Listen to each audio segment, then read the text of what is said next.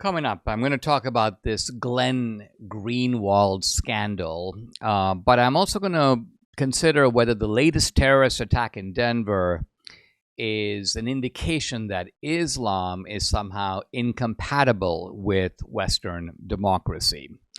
William Wolfe, who's founder of the Center for Baptist Leadership, joins me. We're going to be talking about the liberal drift of the Southern Baptist Convention and also to document the influence of Soros on moving conservative churches to the left. Hey, if you're watching on YouTube or X or Rumble, listening on Apple or Spotify, please subscribe to my channel. Hit the subscribe, the follow, the notifications button. This is the Dinesh D'Souza podcast.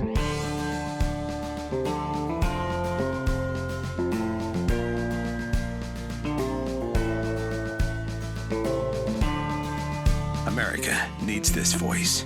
The times are crazy. In a time of confusion, division, and lies, we need a brave voice of reason, understanding, and truth. This is the Dinesh D'Souza podcast. I'd like to say a few words about this controversy that involves the investigative journalist Glenn Greenwald. You might be familiar with Greenwald. He's actually a very good journalist. He has also been a real champion of free speech. Although he comes from the left, he has been an outspoken critic of political weaponization. And he has paid a high price, particularly among his old friends on the left, for taking these stances. So this is a brave guy. He is also someone who is pro-Palestine, anti-Israel, and his anti-Israel position comes out of a larger disdain for the U.S. military. He generally does not like U.S. military involvement or intervention abroad. But he is pretty ferocious in his attacks on Netanyahu, on the Israeli government, and as he sees it, on the kind of U.S. being bedfellows with Israel.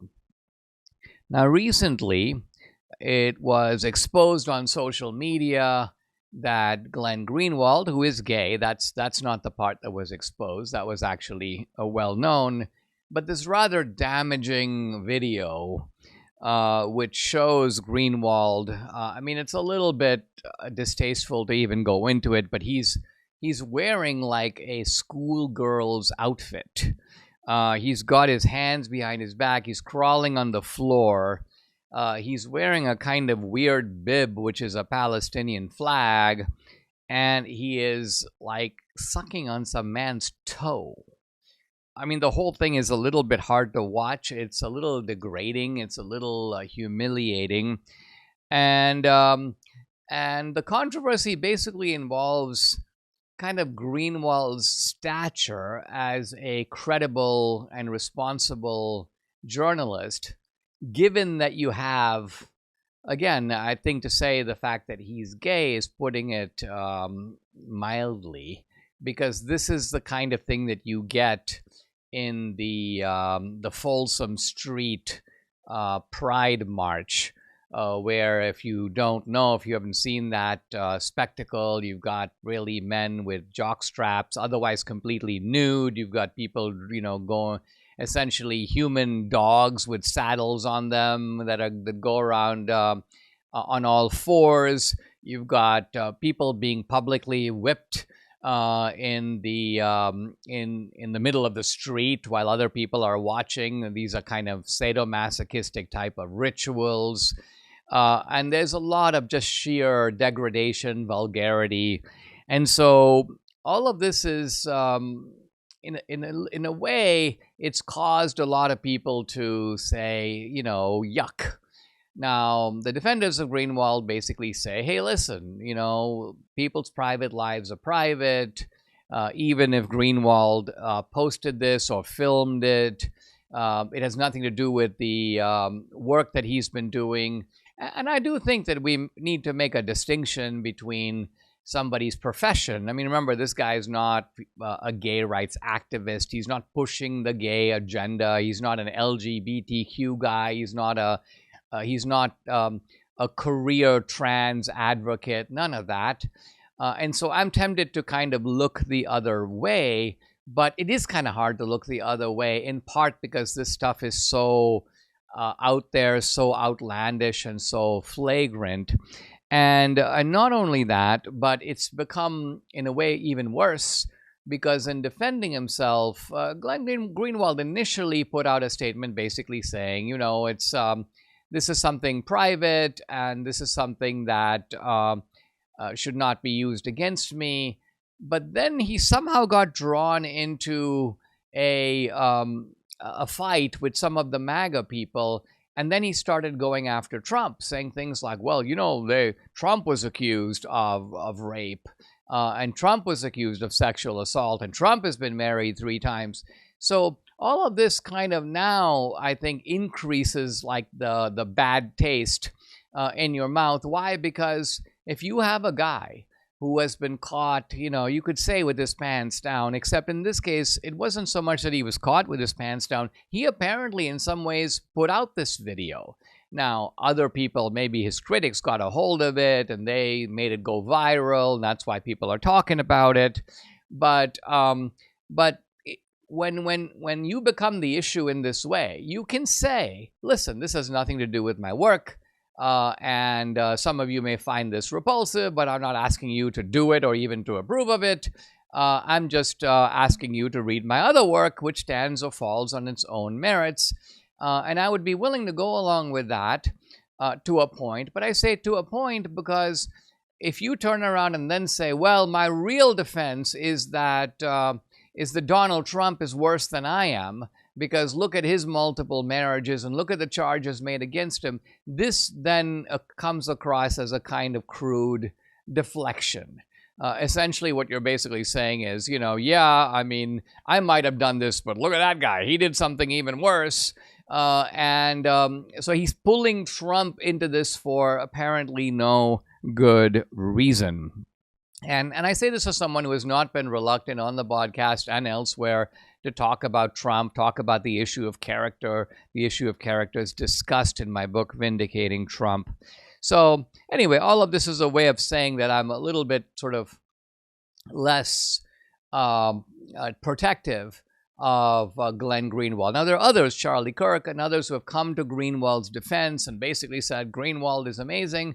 And I do think that Greenwald has done important work, but I also do not think that this incident puts him in any kind of a good light at all, especially now.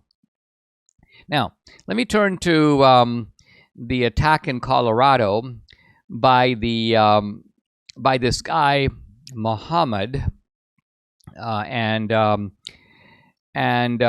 We have some new reporting coming out of Egypt, of all places, that says that this guy is in fact a supporter of the Muslim Brotherhood. The Muslim Brotherhood is known in Egypt as the Ikhwan. The Ikhwan is simply a term for brotherhood. These are the brothers, the members of the Ikhwan.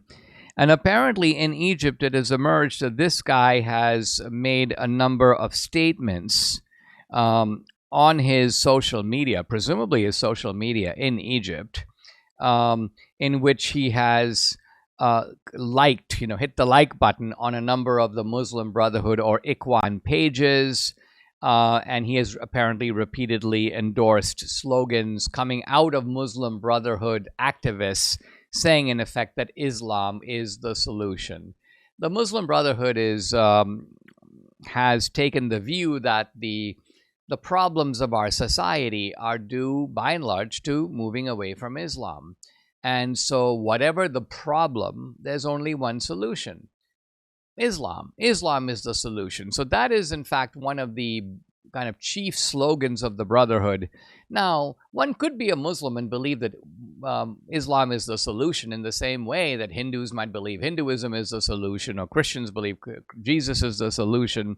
So there is some dispute about this, and I see some comment by this is a researcher at the Egyptian Council of Foreign Affairs. She says it's not really clear whether this guy is a member of the Muslim Brotherhood or even really a super fan of the Muslim Brotherhood.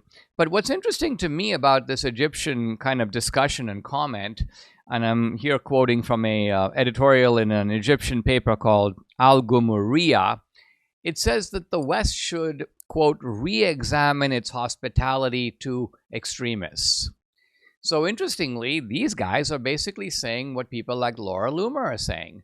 They're saying, well, we might want to keep some of these people out of our country. Don't let them in the first place. I mean, this guy came in as an illegal. He eventually did get a visa, but he overstayed that visa. He apparently applied for asylum, but did not get asylum. I don't know if he was denied or if the application was merely delayed. In any event, it seems like more of these guys in the country leads to more terrorism, more attacks, more plots, more problems for the country. Trump, by the way, is echoing this idea. In fact, he writes recently, I think yesterday, on Truth Social, that the attack shows, quote, why the Muslim Brotherhood must stay banned and its sympathizers removed. So this is an important assertion by Trump.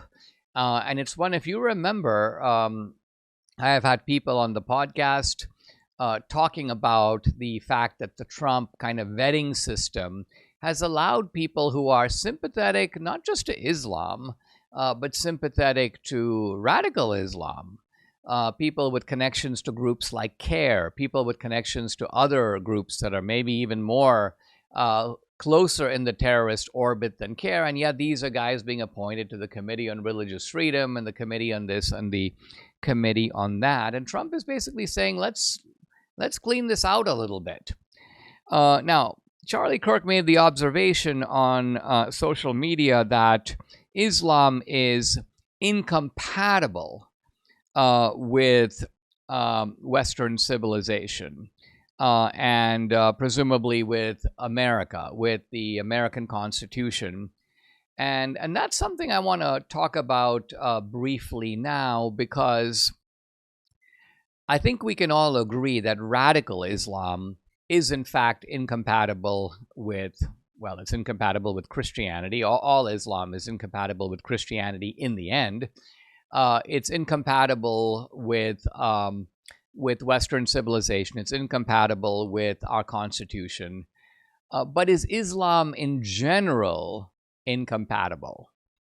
I'm reluctant to say that it is, in part because I'm reluctant to take the view that our society somehow has to, in a sense, you could say, remove all Muslims from our country, or that somehow Muslims can't function in our country in a democratic system.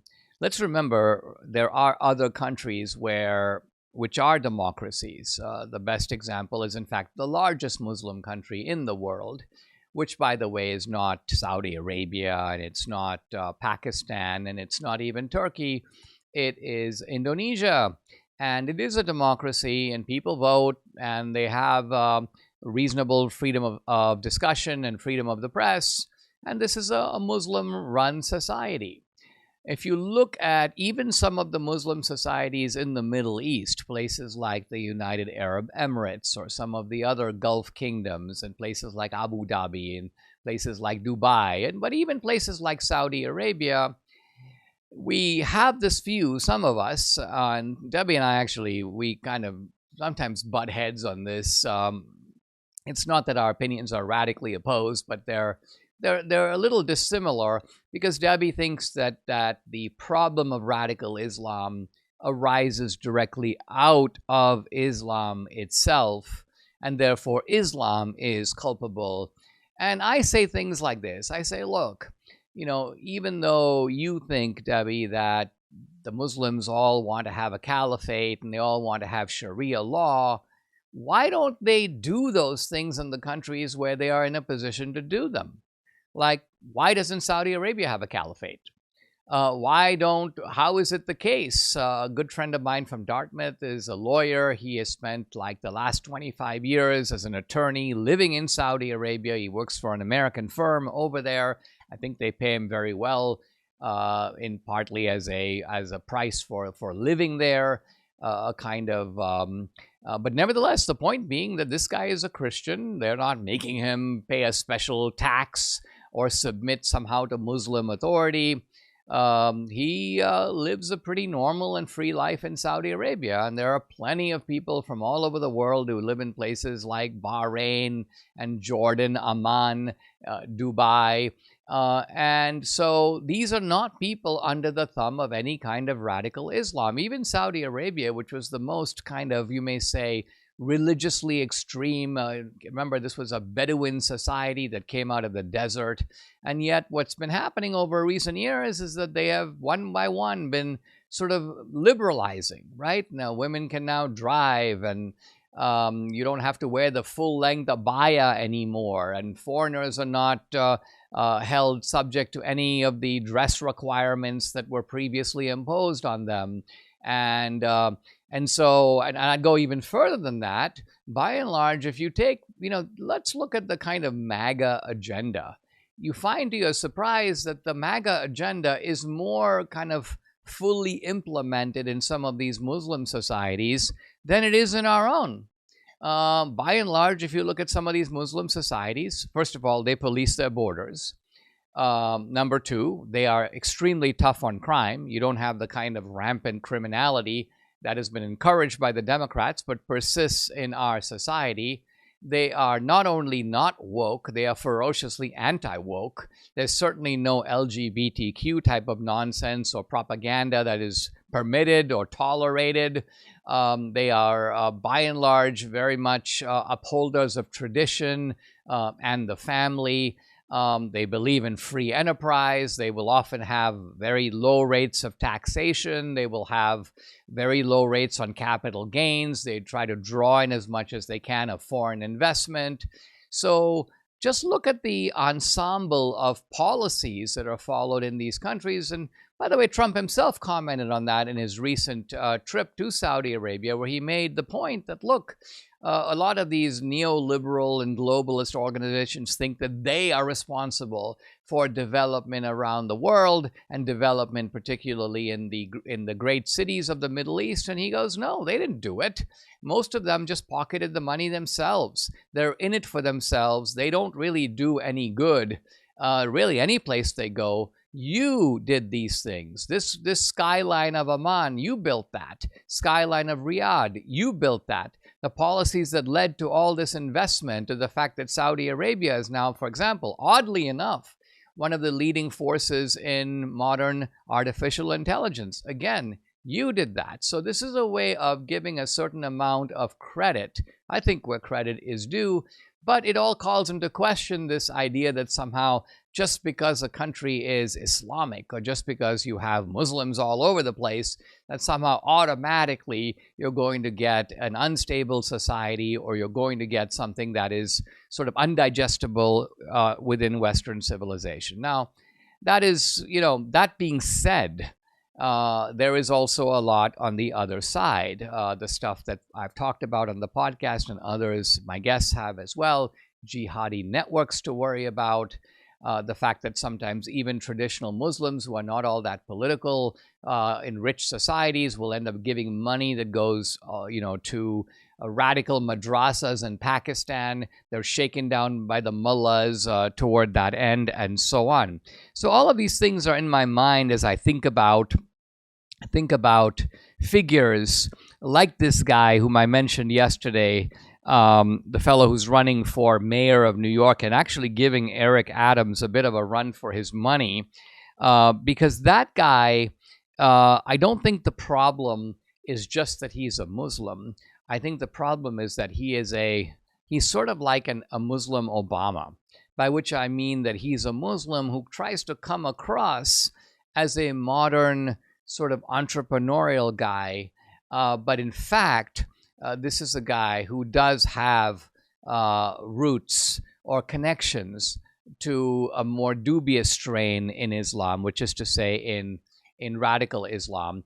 And not only that, but one part of him is coming out of that a perverse strain, if you will, in Islam, and the other part of him is coming from the woke Marxist left. That's why he's pushing, for example, for rent control in New York, because that's not coming out of Islam. That's coming straight out of the Bernie Sanders and the left-wing progressive playbook. So that combination, I think, is very toxic.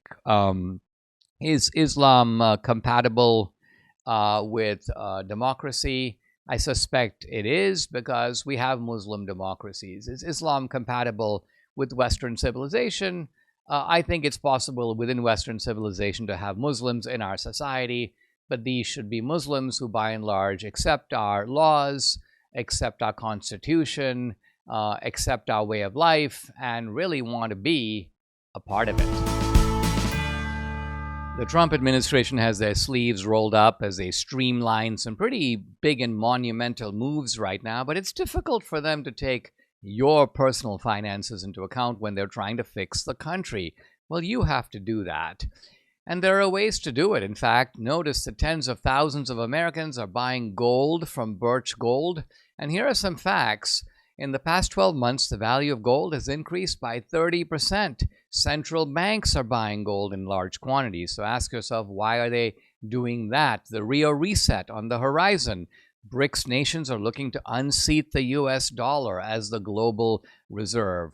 You can find peace of mind. You can also find diversification in gold. Birch Gold makes it easy for you to convert an existing IRA or a 401k into a tax-sheltered IRA in physical gold, or you can just buy some gold to store at home. How do you get started? Well, text my name, Dinesh, to 989898. Birch Gold will send you a free information kit on gold. There's no obligation here, just useful information. So what do you have to lose? Birch Gold has an A+ rating with the Better Business Bureau, thousands of happy customers. So diversify your savings today. Text Dinesh to 989898. You've heard me talking a lot about the Juvent Micro Impact platform these last few months. Now, Debbie and I have made it just a part of our daily lives. But let me tell you why we are sticking with it. It's more than just a pain solution. It's an investment in your future. Juvent is FDA registered, designed to safely support your bones, your joints, your overall mobility, all in just 10 to 20 minutes a day from the comfort of your home. If you've been around, you've heard me list all kinds of incredible benefits that you'll notice once you start using the Juvent platform, but better balance, improved posture, and reduced inflammation are a few more that I haven't mentioned yet. These are all things that are critical as we age. So forget some of these shake plates. This is a smarter, safer technology. And guess what? There's a good deal to go with it. There's a 6-week risk-free trial, financing options, a $300 discount with code Dinesh at checkout. So go to juvent.com/Dinesh. Give yourself the gift of real, lasting health. Juvent will help you keep up with the people and activities that you love most. Once again, go to Juvent, juvent.com/Dinesh. Guys, I'm really happy to welcome to the podcast William Wolfe. He's executive director of the Center for Baptist Leadership. He's also the founder of that organization. He's been part of the Southern Baptist Convention for over a decade. And his background is he worked for members of Congress. He worked at Heritage Action, the State Department, the Defense Department. You can follow him on X at William_E_Wolfe with an E at the end. And the website is centerforbaptistleadership.org. William, thank you for joining me. Really appreciate it. I want to talk to you about the Southern Baptist Convention, about which you know a lot, and certainly a lot more than me. But I thought I'd begin by asking you about the Anglican theologian N.T. Wright. Now, this is a revered figure, particularly in some of the Christian apologetic circles. He wrote an important book on the resurrection of Jesus.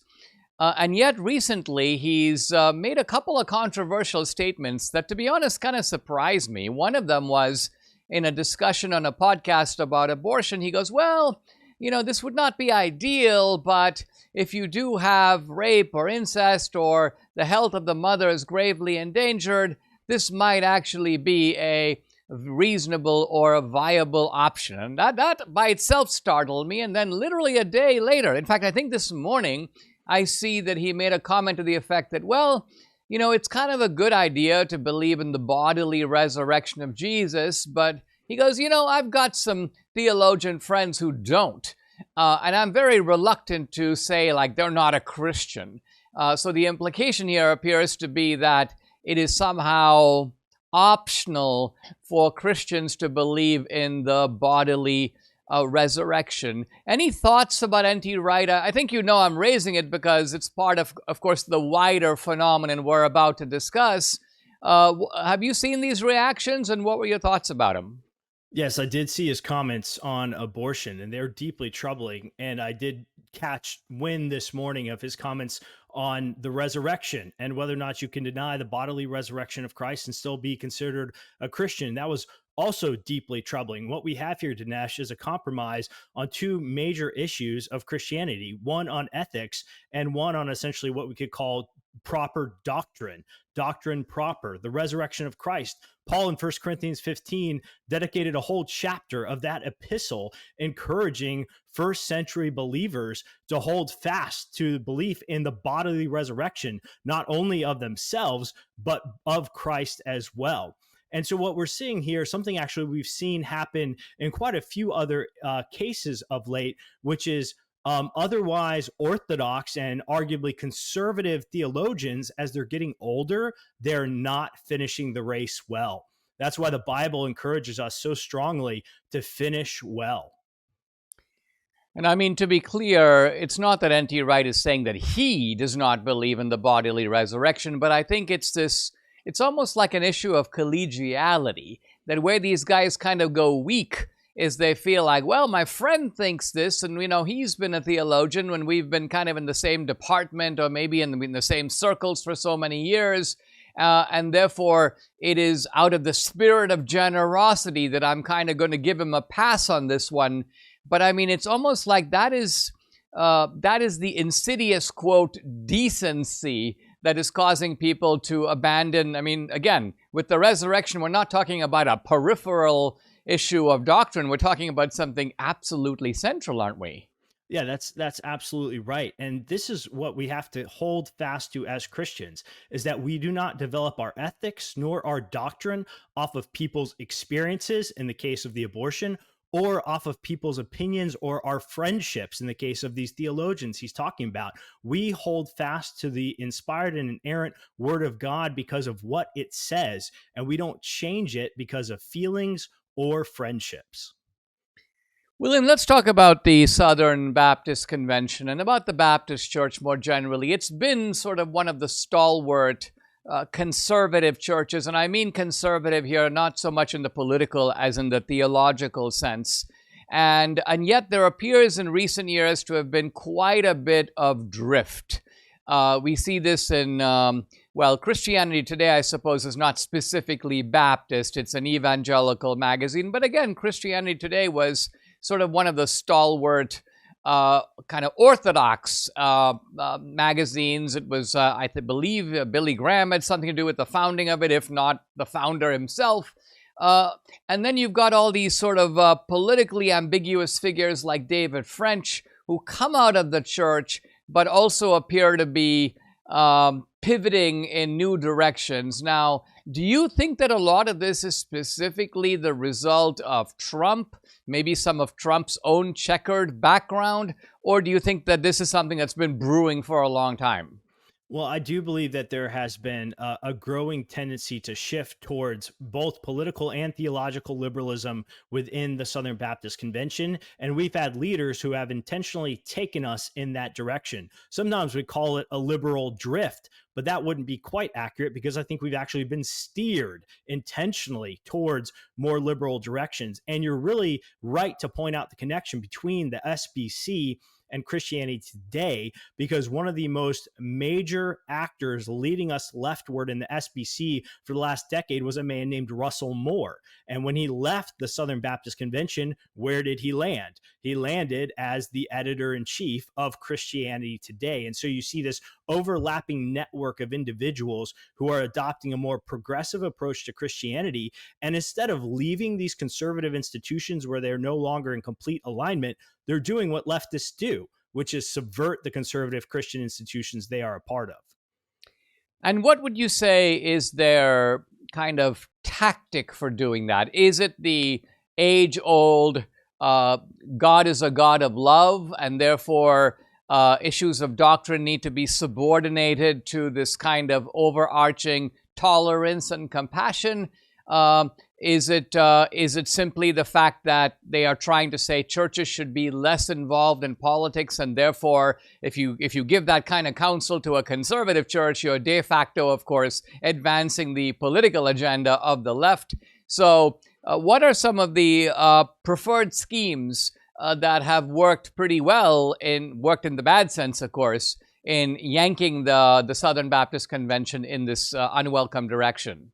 Yeah, that's a great question. And so back in the 50s and 60s and 70s, when the Southern Baptist Convention was going theologically liberal, what was happening was people were taking away from God's word. They were saying, we don't know if we can believe the book of Jonah was real. We don't know if we can trust in the miracles of Jesus, the inerrancy of scripture. They were taking away from it. What this new generation of compromisers has done is they've been adding to God's word, and fundamentally from a political perspective, they're saying, on paper, I agree in inerrancy. On paper, I hold conservative theological doctrine, but Donald Trump, well, that's a bridge too far. Let's vote for Hillary Clinton instead. We need to open our borders and let in mass amounts of migration and refugees because the Bible tells us to love our strangers. Hey, maybe we should use transgender pronouns as an act of pronoun hospitality because we're called to love our neighbors. So they're sort of adding liberal, political, and socially acceptable schemes on top of scripture. And fundamentally, what that acid does is it erodes the theological foundations. And as God's words reminds us, you should neither add to nor take away from scripture.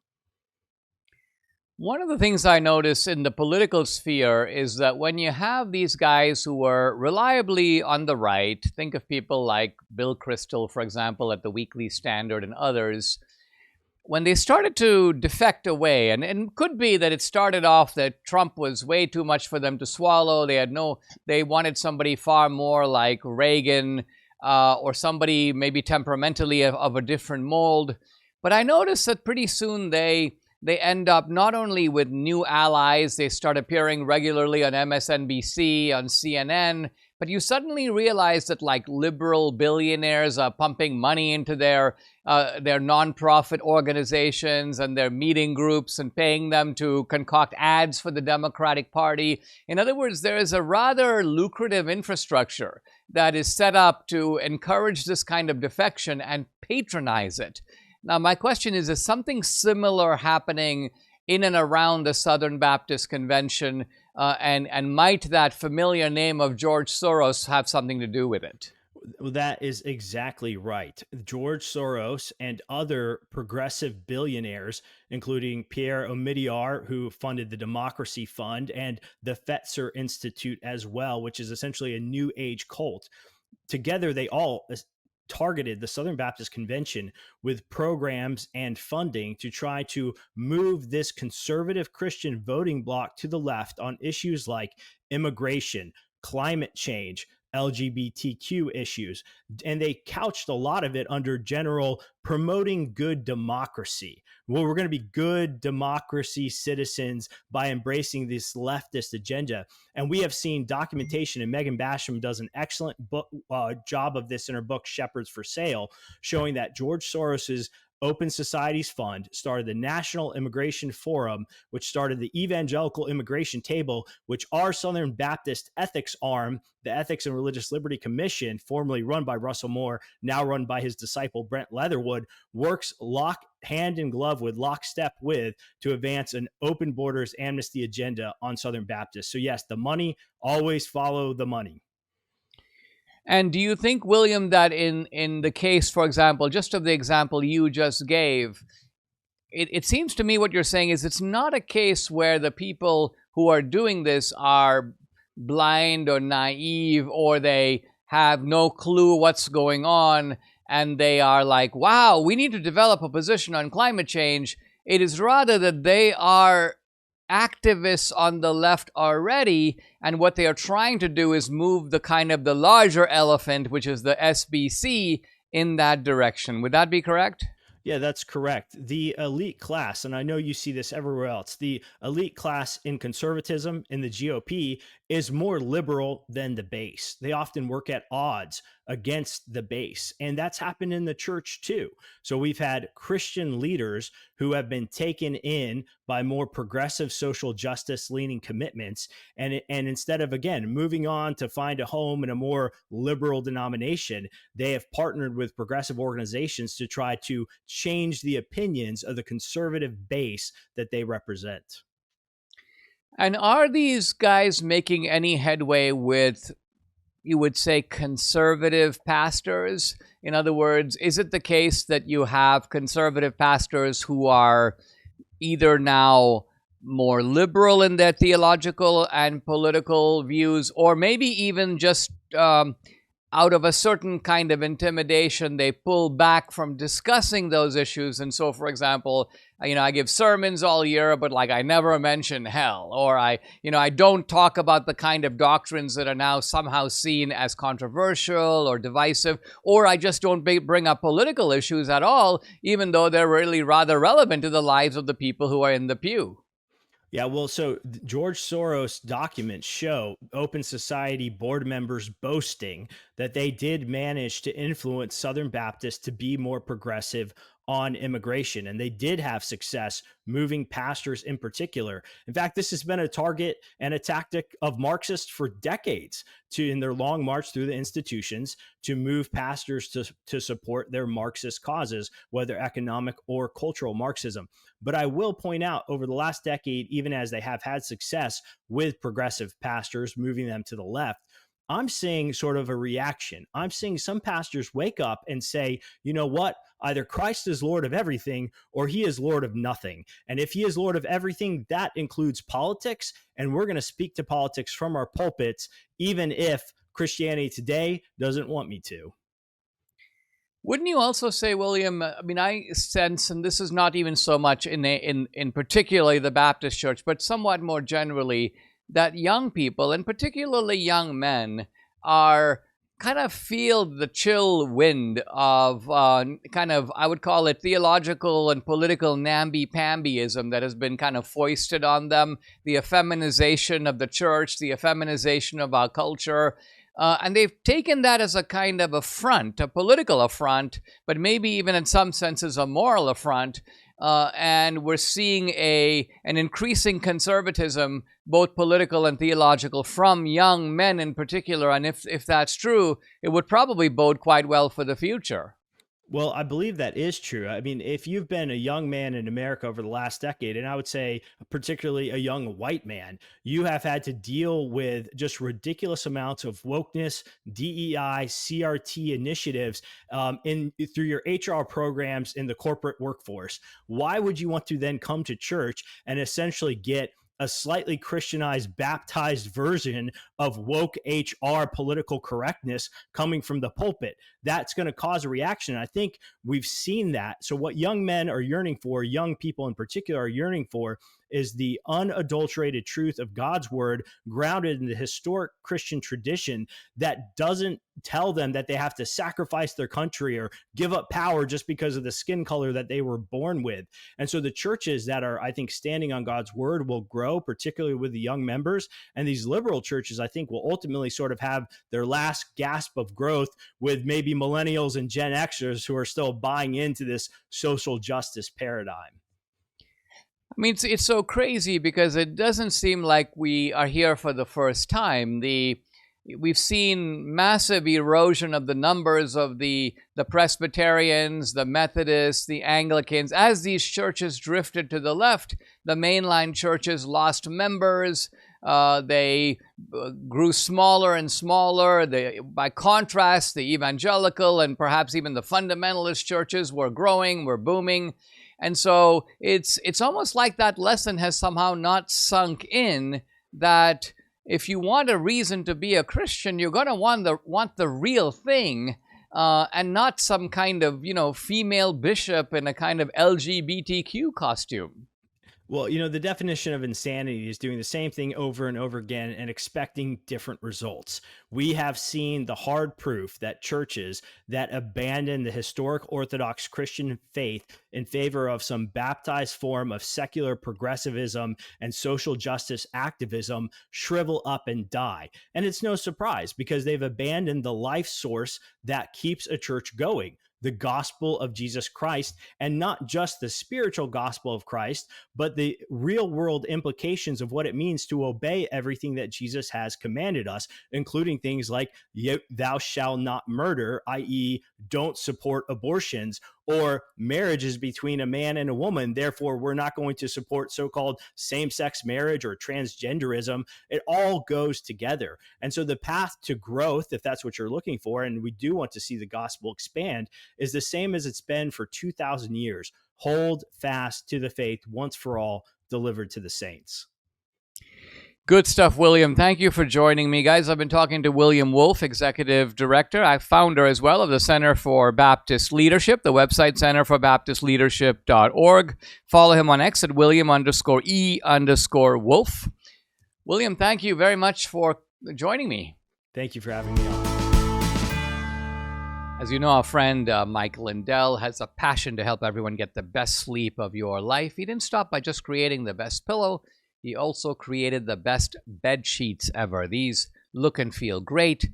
They mean an even better night's sleep for me, which is important for my busy schedule. And Mike is offering the best deal on these Giza Dream bed sheets. Any size, any color, just $49.98. That's right. You can get a king, queen, split kings, cal kings, any size, any color. Like I said, just $49.98. Order now, because when they're gone, they're gone. Also, for a limited time, when you order over $100, you get $100 in free digital gifts. Call 800-876-0227. The number again, 800-876-0227, or go to mypillow.com. When you use promo code Dinesh, you get the amazing offer, $49.98 on the Giza Dream Sheets, any size, any color. Guys, if you like my work, like to support it, the best way to do it is to become an annual subscriber to my Locals channel. I post a lot of exclusive content there, including content you won't find on other social media platforms. Here on Locals, you get Dinesh Unchained, Dinesh Uncensored. You can also interact with me directly. I do a live weekly Q&A every Tuesday, so tonight, 8 p.m. Eastern, no topic is off limits. I've also uploaded some cool films to Locals. I've got my Dinesh movie page up there, documentaries, feature films. 2000 Mules is up there, Police State, Vindicating Trump, Trump Card, and the political thriller feature film starring Jim Caviezel called Infidel. If you're an annual subscriber, you get all of this content for free. It's included with your subscription. So check out the channel. It's Dinesh.locals.com. I'd love to have you along for this great ride. Again, it's Dinesh.locals.com. I'm continuing my discussion of the economic foundation of Reaganism, which was partly in an approach to monetary policy called monetarism, and partly in supply-side economics, which had its roots in the thinking of an economist named Arthur Laffer. Now, Laffer's work was publicized by others, in addition to himself. Jude Winniski at the Wall Street Journal, the Congressman Jack Kemp, and Robert Bartley, the editor of the Wall Street Journal. But Laffer was the sort of the theoretician, and part of Laffer's ingenuity was to be able to state a problem in a very simple way, and then you understood something very profound about government and about taxes out of that simple thought experiment. So many people have heard about the Laffer curve, and I'm not going to draw the Laffer curve for you, but I'm going to give you its kind of intellectual foundation. what we're going to do is we're going to think about the amount of revenue that is going to come into the government based upon what the tax rate is. So let's start with a question. What is the amount of revenue that the U.S. government would take in if the tax rate were 0%? Well, if you think about it, the answer is kind of obvious. If the tax rate is 0, the government would take in no revenue at all. Why? Because however much revenue is produced, however much income is produced, people don't pay any taxes, and so the government gets nothing. Okay, that is like obviousology.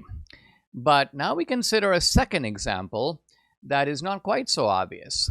How much revenue will the government take in if the tax rate is 100%? You might be tempted to answer, well, the government will then take in all the money that everybody makes because the tax rate is 100% and they have to make money and then they just turn it in. But Laffer says, and he's right, that's the wrong answer. The correct answer is the same as if the tax rate was 0%, because if the tax rate were 100%, nobody would work.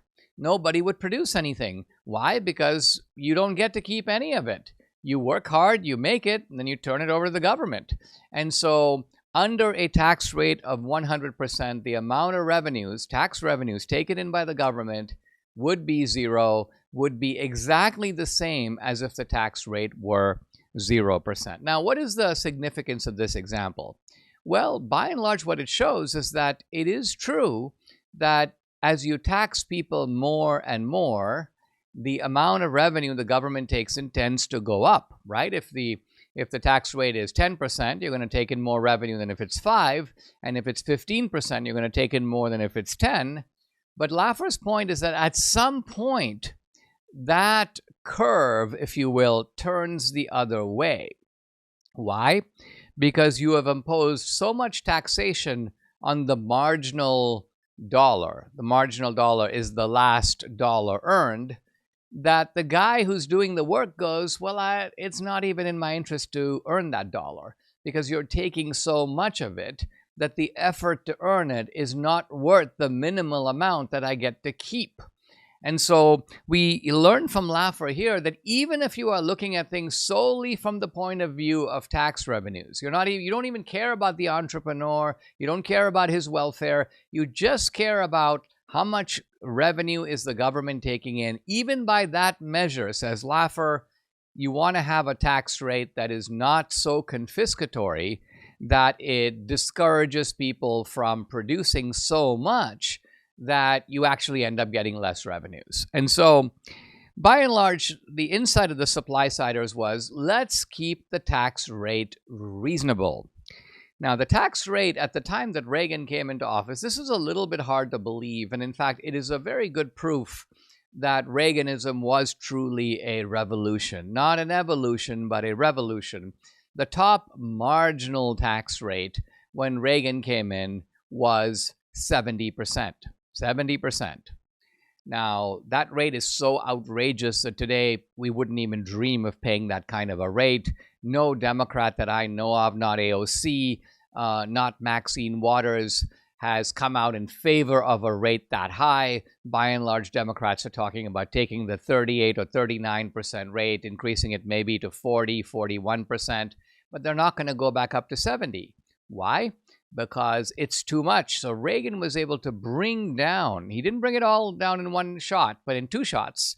In the 81 tax bill and the 86 tax bill, which came later, we'll talk more about that later, by and large, the top tax rate came down from 70% to 28%. Now, as you know, it's not 28% now. The top rate has moved up to the high 30s, but it still is a long way from 70. And why do I say that I'm talking about the marginal tax rate? Because as you probably know, when you look at the tax table, let's say, for example, that you earn $200,000 a year, $150,000 a year. Well, your tax rate is not a flat rate applied against that full amount. Typically, what happens is you will pay nothing on the bottom tier of your income. So maybe nothing on the first $30,000 or first $20,000. then you're going to pay 10% on the next bracket, and then 15% on the next bracket, and then 25% on the next bracket. So in other words, our tax brackets ratchet up as your income goes up. And so the question you're asking is, what is the rate I'm paying on the last dollar that I earn? Because that's the rate that determines how hard you're going to work, if at all, to earn that final dollar. So this, I hope, has been a admittedly all too brief introduction to supply-side economics. To recap, Reagan was faced with two kind of alternate systems, both conservative, monetarism on the one hand, supply-side economics on the other. And Reagan goes, I'll take both. I'll take both. Now, a lot of the monetarists and the supply-siders weren't exactly too happy about this. So the monetarists were people who followed Milton Friedman. The supply-siders followed Laffer, but they also followed a prominent economist at Columbia University. I think this is a guy who won the Nobel Prize, Robert Mundell. And the supply-siders and the monetarists thought that their remedies were not compatible with each other because they seemed to, in a way, pull in different directions. The monetarists were talking about tightening the money supply to defeat inflation. That was their goal. There's too much money in the economy. The government has printed way too much money. Inflation is way too high, and inflation had galloped through the 1970s. And it was extremely critical for Reagan to conquer inflation. In fact, Reagan conquered inflation so well that we didn't even really hear the word inflation very much at all throughout the 1990s, even in the 2000s, all the way until about 2010, when inflation really became kind of a thing, as they say again. The supply-siders wanted economic growth. They wanted to kind of kickstart the economy. They were concerned. Remember when I mentioned earlier stagflation? So if stagflation is stagnant growth plus inflation, you could say that the supply-siders wanted to tackle the first part, the stagnation part, and the monetarists wanted to tackle the second part, the inflation, i.e. the inflation part. But again, the supply-siders thought if we get the economy going, there might be a lot of inflation. We don't really want to worry about that. Our most important priority is growth. And the monetarists said, no, it's important, certainly first and foremost, to bring inflation down, and growth is less important than bringing the inflation kind of monster under control. Once it is under control, we can then worry about economic growth. Reagan wasn't willing to kind of go with one camp or the other. Reagan thought that these two effects could be achieved simultaneously. And a lot of people, particularly on the left, on the right, the criticism was kind of muted because basically the supply-siders and the monetarists were both getting their way. But the liberals like Robert Reich, who, by the way, is still out there braying about the evils and inequality of Trump's plans, about the one big beautiful bill and so on. Here's Robert Reich, obviously now in his younger days here. He says that Reagan's policies are, quote, hopelessly contradictory, a tight monetary policy yoked to a profligate or overgenerous fiscal policy. In a sense, what the Keynesians were saying is this can never work because what you're doing is you're kind of putting on the brake and hitting the gas pedal at the same time. It makes no sense. It's going to cause the car to jerk back and forward. It's not consistent. It's incoherent. It's destined to fail, except it didn't. Subscribe to the Dinesh D'Souza podcast on Apple, Google, and Spotify, or watch on Rumble, YouTube, and SalemNow.com.